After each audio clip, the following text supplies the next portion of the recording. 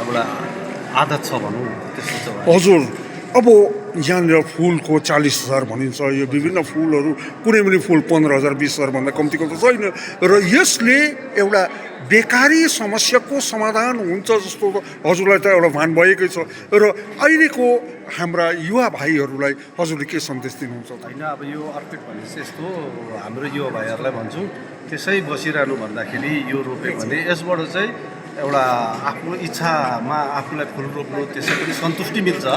त्यसमाथि यसले कस्तो हुन्छ भने आय स्रोत पनि एकदमै राम्रो छ। अहिले यहाँ तपाईँहरू हेर्नुहोस् एउटा फुल पनि 5,000 भन्दा कम्तीको फुल छैन भन्दै अर्निङमा पनि एकदमै राम्रो छ। सबैले यो फुल रोप्नुमा चाहिँ मेरो आफ्नो ओपिनियनमा चाहिँ रोपेको राम्रो जस्तो लाग्छ। हजुर यो ब्रिड चाहिँ कहाँदेखि? यो अस्ट्रेलियन ब्रिड हो।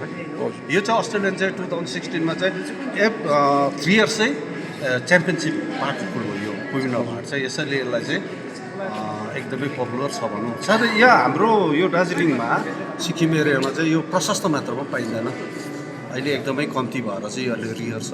हजुरसँग यसको ब्रिडहरू छ कि छैन? हजुर हजुर उपलब्ध हुन सक्छ? धेरै बिचमा होइन एकदम कम्ती मात्रामा चाहिँ पाउन सक्नुहुन्छ। हजुर हजुर यो पोखरेबुङलाई एउटा अन्तिम प्रश्न है, यसलाई पहिला भन्थ्यो अर्किड भ्याली भनेर भनिन्थ्यो जुन चाहिँ एउटा राङभाङ भ्यालीलाई।